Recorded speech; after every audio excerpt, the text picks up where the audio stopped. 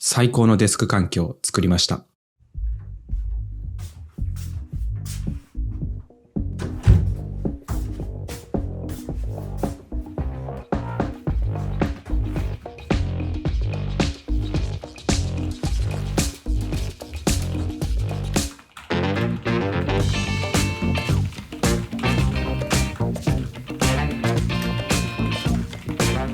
今回は iPad ブロガー兼 YouTuber による2024年版デスクツアーをやっていきます。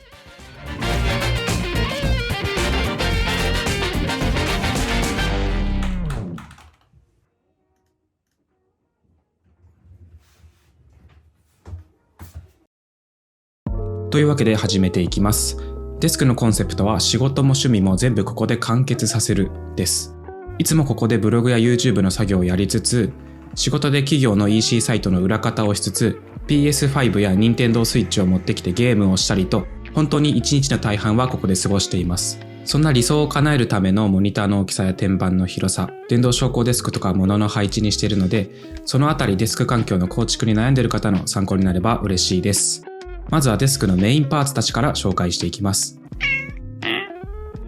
デスク足はフレキシスポット E7 という電動昇降デスクを使っています。デスクは過去に学習机や IKEA のデスク、天板にデスクワゴンの組み合わせだったりといくつも試してみて、昇降タイプの方が体に合っていました。スタンディングデスクも E7 と E7 Pro、E8 など何種類か使い比べてみて、その中でも高さ調節範囲が一番好みだった E7 が気に入って長いこと使っています。この E7 は床から天板上の高さが一番低い位置で58センチまで設定できます。58センチまで下がるとデスク足にキャスターをつけて若干高さを持った状態でも、僕が使っている岡村のシルフィというデスクチェアを一番低くして深く座った状態で天板の位置をちょうどいいところまで持ってこれます。最低位置が60センチの E7 Pro とか E8 ではちょっと高くて僕には合わなかったです。キャスターはトラスコのものを使っていて、これは書斎系 YouTuber の方が紹介していてすぐ導入しました。同じく紹介していたエアジャッキーを使ってデスクを立たせたまま取り付けました。以前はカグスベールを使ってましたが、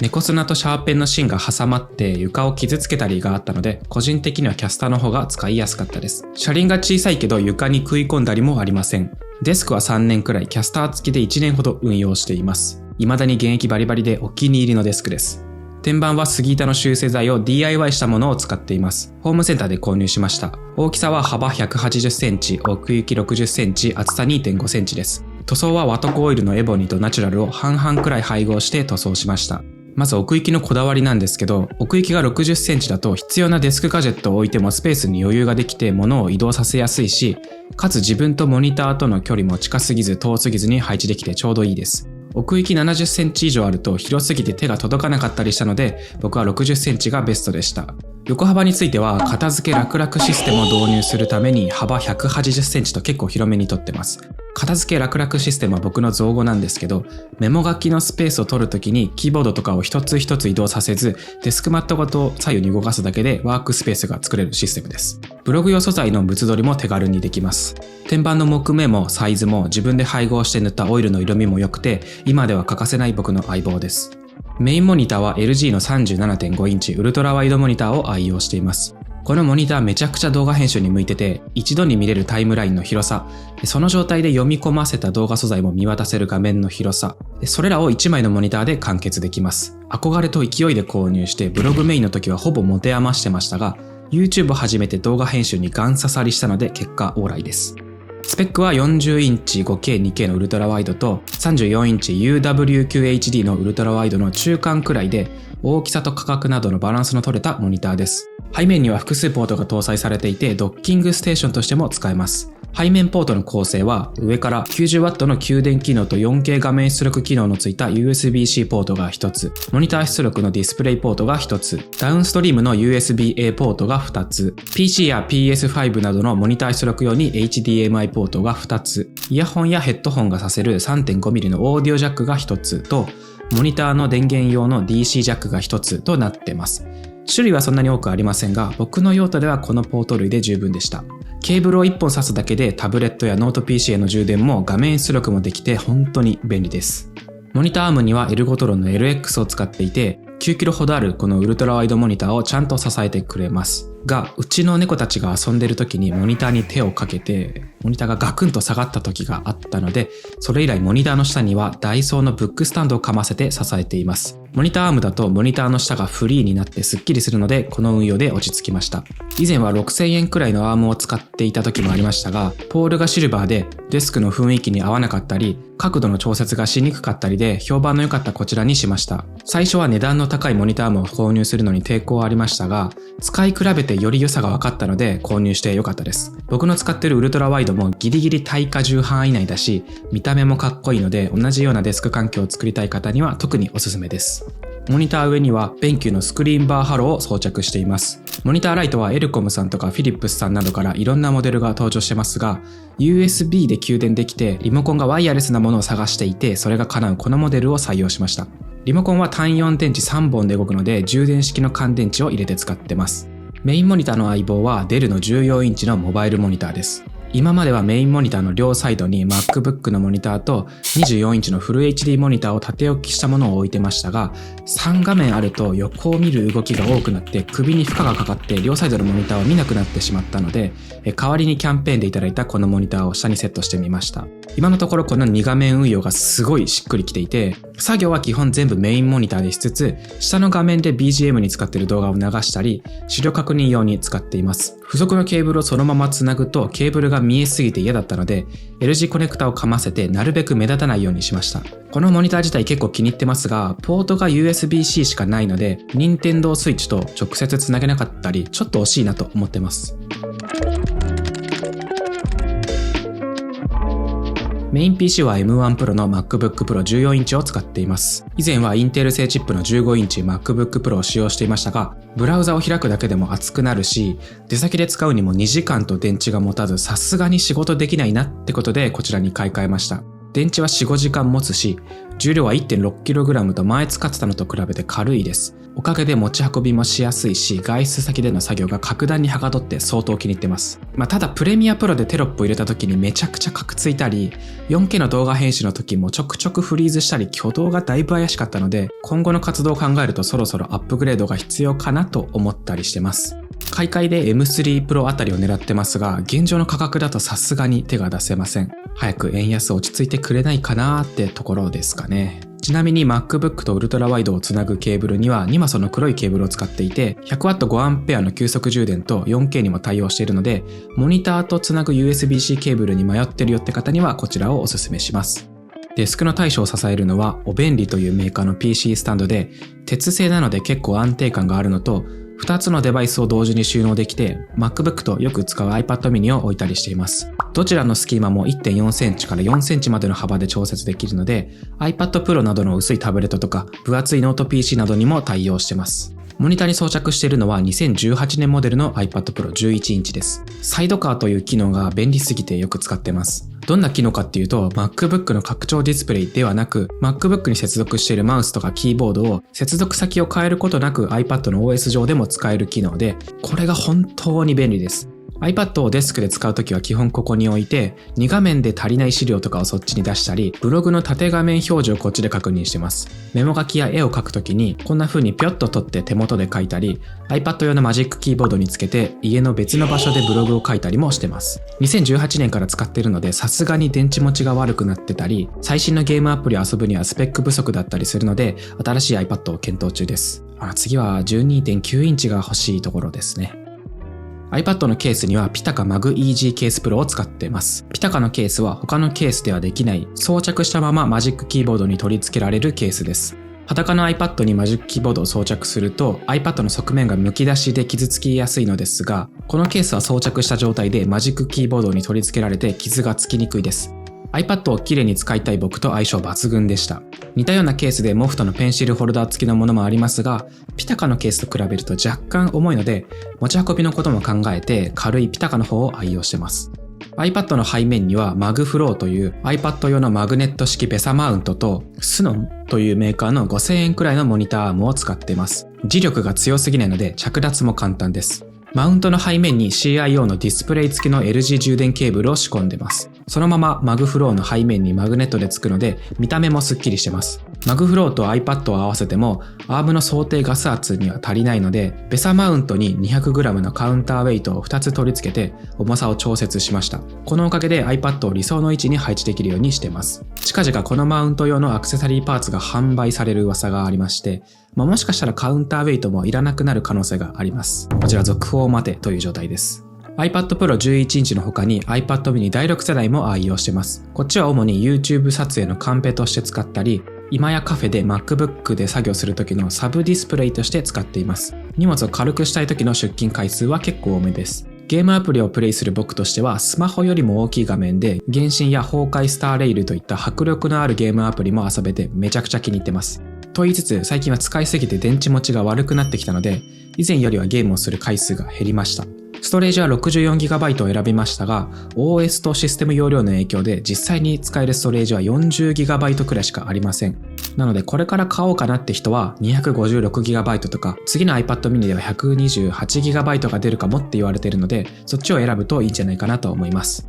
iPad mini 第6世代のレビュー記事とレビュー動画もあるので、気になる方は概要欄のリンクからそちらもご覧ください。最近 iPad mini の使用回数が増えてまして、それに一役買ってるのがこのエラゴのマグネティックフォリオです。磁石でくっつく一般的なフォリオカバーと同じなのですが、このケースの蓋が外れるんですよ。iPad の背面には何もつけたくない派なのですが、このケースのおかげでマグセーフリングやペンシルホルダーをケースの背面に全部つけて運用することができます。コンパクトなサイズなのでマグセーフ系のアクセサリーをつけて大きい iPhone みたいに使えます。これがお気に入りです。特にユーグリーンのマグセーフスタンドとの相性が素晴らしくて、角度調節が柔軟なので資料確認とかにももちろんのこと、動画を見たい時なんかにも使えてマジで便利です。このスタンドは iPad だけでなく iPhone でも使えるので、マグセーフスタンドをお探しの方にはこちらも激推しです。デスクチェアには岡村のシルフィーを使ってます。当時定価が12、3万くらいだったのですが、さすがに高いのでオフィスバスターズという武器屋で6、7万くらいで購入しました。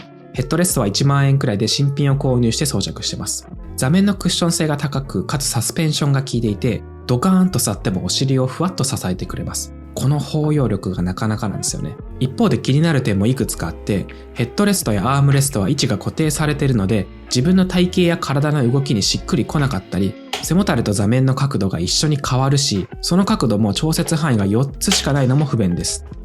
完璧すぎないところがまた可愛いというか、愛おしい。こちら購入前に大塚家具で岡村のコンテッサセコンダとかセールチェアとかバロンヌチェアとかいろいろ試してみましたが、僕の体にはこの子が一番合ってました。一日のほとんどを共に過ごす相棒なので奮発してよかったなと思います。はい。で、お次はデスク周りのアクセサリーたちを紹介します。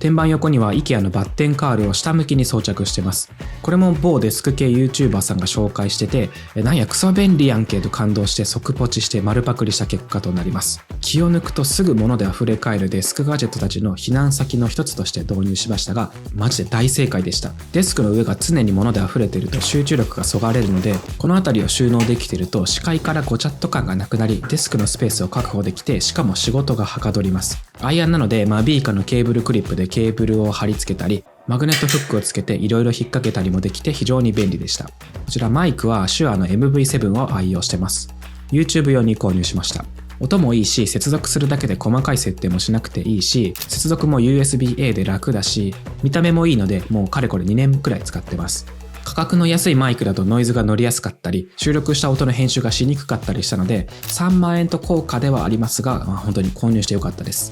このマイクアームはアルタゾーンの5000円くらいのものを使ってます。この手のアームってバネとかアームの骨むき出しのものが多いのですが、こちらは見た目もスッキリしてるし、ケーブルもある程度隠せるし、アームの強さもそれなりにあるので気に入ってます。デスクの左側にはアンカーのマグネティックケーブルホルダーを設置。マウスやキーボード、充電器などケーブルでの充電が必要なものはこちらで充電してます。ケーブル類は全部 USB-C に統一できればいいのですが、マジックマウスやマジックキーボードがライトニングケーブルだったり、未だに古のマイクロ USB ケーブルもあるので、それらをここにまとめました。好きな時にケーブルを引き出して不要になったらそっと左に添えるだけ。ただこのクリップのくぼみの部分とケーブルとの相性があり、ケーブルが太すぎたり細すぎたりするとクリップのくぼみにフィットしないことがあります。昔の iPhone に付属していたライトニングケーブルなんかは細すぎてクリップがしっかり噛めないので、一部にマスキングテープを巻いて分厚くして噛ませたりしてます。仕事からどうしてもコンセントが必要な時があるので、デスクの雰囲気を壊さずに使えるファーゴのスチール電源タップも導入してます。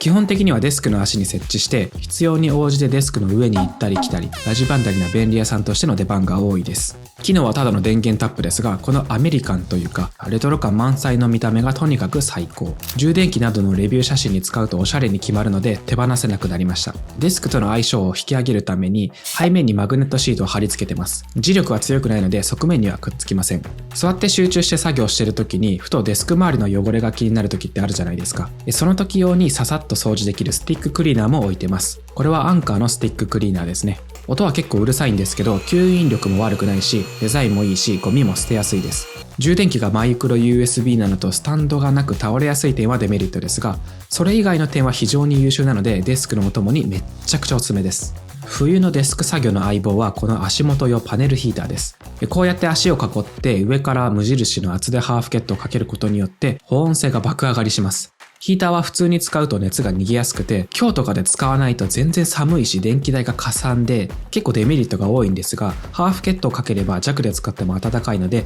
電気代問題はクリアです。それにこの製品の一番の魅力は足元に猫たちが暖を取りに来ることです。これがめっちゃ癒されますね。パネルヒーターを長いこと使ってると床が焦げつくって話も聞いたりしたんですが、一番弱いモードで使ってるからか特に問題なく毎日フル稼働してもらってます。もう冬はこれがないと作業できないです。僕のデスクは配線はなるべく隠すけど、仕事柄入れ替えも激しいのでかっちりしすぎないゆるふわ設計にしてます。で、それを実現するのが3話サプライのメッシュケーブルトレイです。このトレイなら膨れ上がったケーブルたちを受け止めてくれるし、幅も広いし容量も大きいので収納力も抜群。定期的に入れ替わるケーブルの管理がとても楽になりました。そこがマジックテープの受けになっているので、この手のケーブルを保管したり電源タップを固定するといい感じです。僕はクランプ式のものをチョイスしましたが、デスクの上に見えるフックがちょっと微妙で、天板の背面にネジ止めするタイプにすればよかったなぁと思いつつ、引っ越しの時には取り外しがしやすくて便利だなぁといった感じで、なんやかんやこのまま使ってます。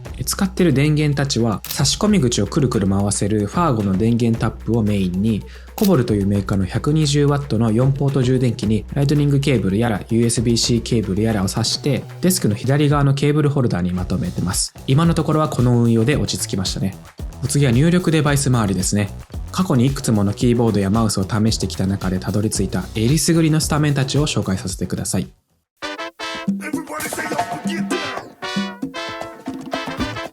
最近巷を賑わすローフリーのキーボード、ローフリーフロースペースグレイをメインに使ってます。このキーボード、タイピング感と打鍵感がとにかくいいです。少しお聞く。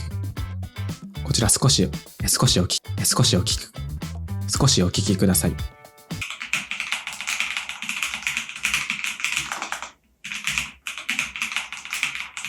スペースグレイに使用されているキースイッチはタクタイル、いわゆる茶軸というやつで、静音性と打鍵感のバランスが抜群です。そして何よりこのルックス。うちの彼女もこのキーボードに一目惚れしたようでホワイトを愛用してます。ホワイトの方は赤軸で、スペースグレイの茶軸よりもタイピング音は多少小さくなってます。こちらも少しお聞き。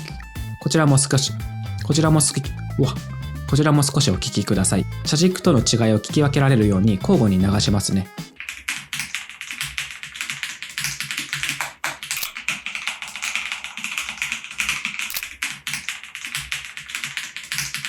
どちらもコトコトコトととても心地のいい音でタイピングが楽しくなります。ただローフリーフローが人生初の英字配列で、日本語の JIS キーボードのようにスペースキーの両端に入力変換キーがないのでちょっと使いにくいかなという感想です。あと背面に収納式のスタンドをつけてもらえたらマジでありがたかったですね。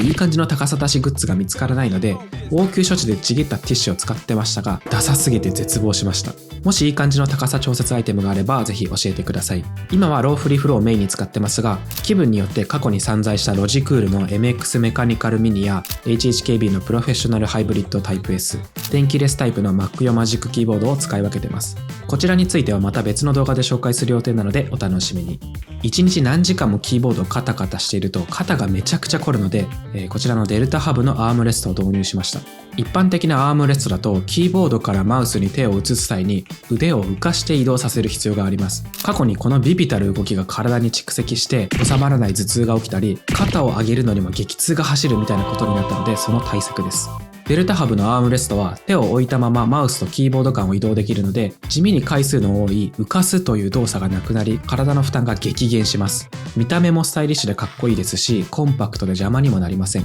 小さい巾着やガジェットポーチに入れての持ち運びもできます。フェルトマットの上だと滑りも良くなるので、とても使いやすいです。マウスは Apple のマジックマウスを長年愛用してます。一見普通のマウスなんですけど、マウス上で iPhone などと同じようなスワイプジェスチャーができる優れものです。以前は一般的なマウスを使ってましたが、マウス操作の回数が多い仕事をしていた時に腕が痛くなったのでマジックマウスに切り替えました。こちらに切り替えてからはだいぶ軽減されたので、そこからずっとマジックマウスを使ってます。iPhone や iPad とマウスの操作感が似ていて、感覚的に操作できるので気に入って使ってます。やはり使うデバイスが変わった時に操作が大きく変わらないのは楽だなと思いますね。キーボードの左側にはマジックトラックパッドを配置。拡大縮小が必要な時や、右手が塞がっている時にマウス代わりに使ったりします。サブのマウスとして置いておくと、かゆいところに手が届くデバイスです。ベタータッチツールというアプリを使えば、各スワイプ操作にいろんなアクションを追加できるので、メインマウスとして使わなくても持て余すことなく使えました。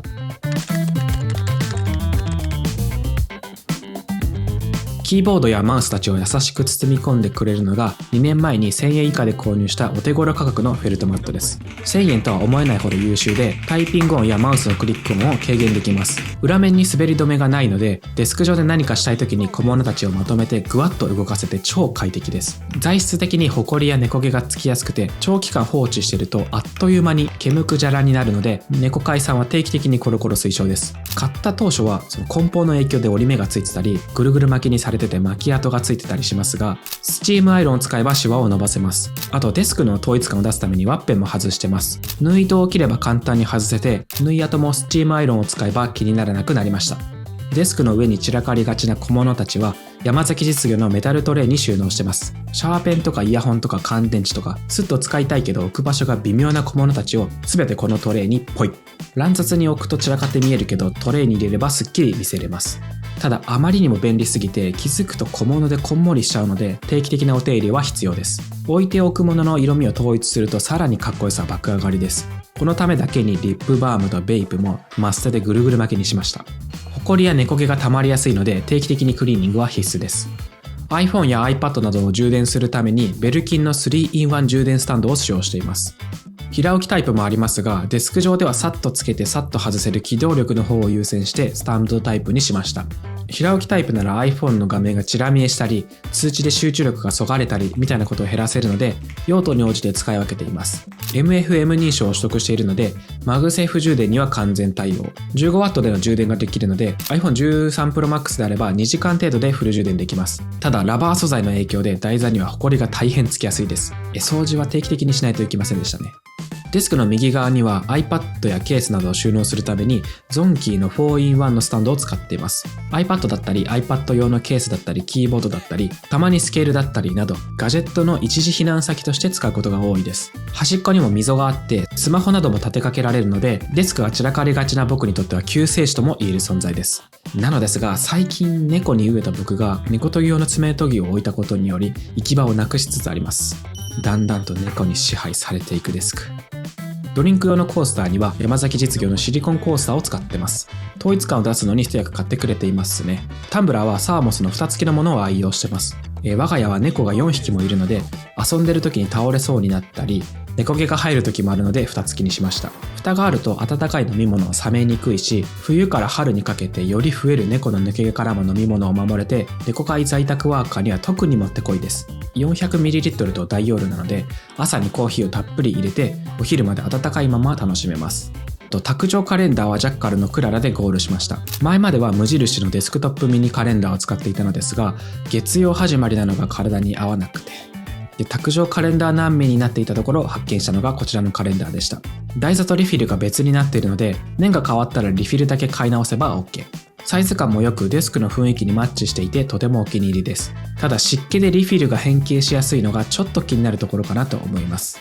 デスクの彩りのために IKEA のフェイクグリーンを3つセットして飾ってます。鉢の部分が白くて目立ってたので、カモイカ格子の黒のマスで魔改造しました。この手間で一気にデスクに溶け込むんですよね。お値段もお手頃で、ダイソーに売ってるフェイクグリーンよりも写真に写った感じがリアルでとても良かったです。最後はデスク周りの収納と壁周りのアクセサリーを紹介します。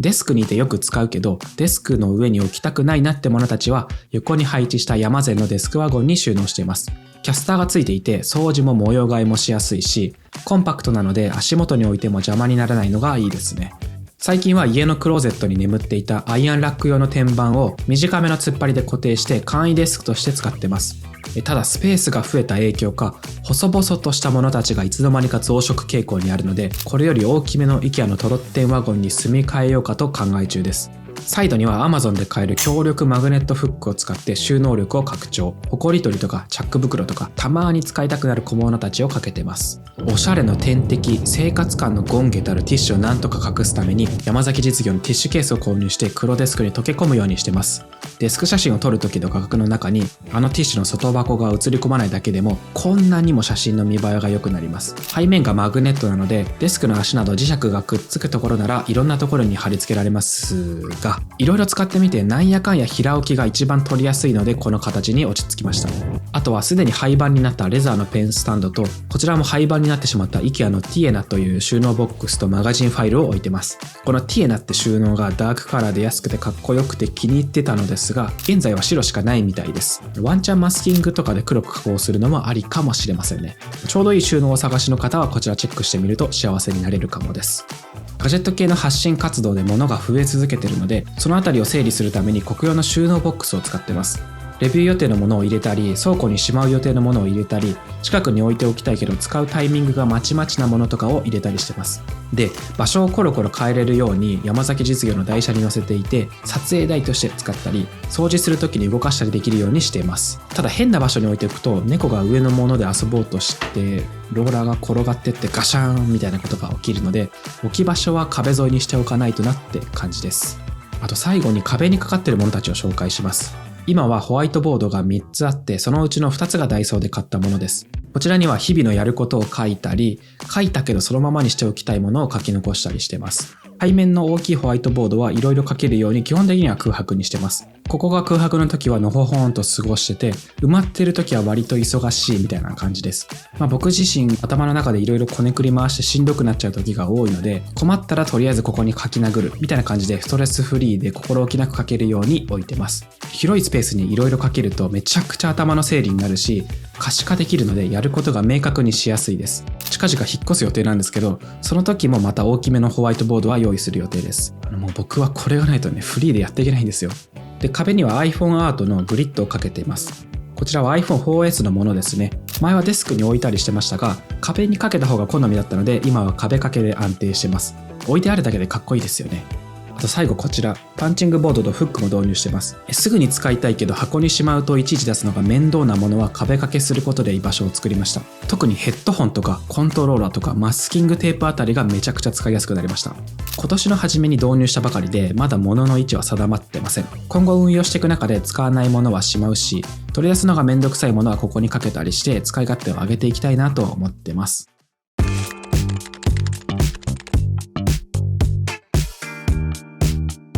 はい、というわけで2024年版のデスクツアーをお送りしました。ほぼ全部紹介しましたが、漏れてたりこれどうなってんのみたいなのがあればお気軽にコメントください。このチャンネルではこんな感じで今後も iPad やデスク周りに関する動画を投稿しつつ、たまに iPhone や Apple Watch などの情報も発信していきますので、よければぜひいいねとチャンネル登録もよろしくお願いいたします。それではまた次の動画でお会いしましょう。iPad ブロガーの翔太でした。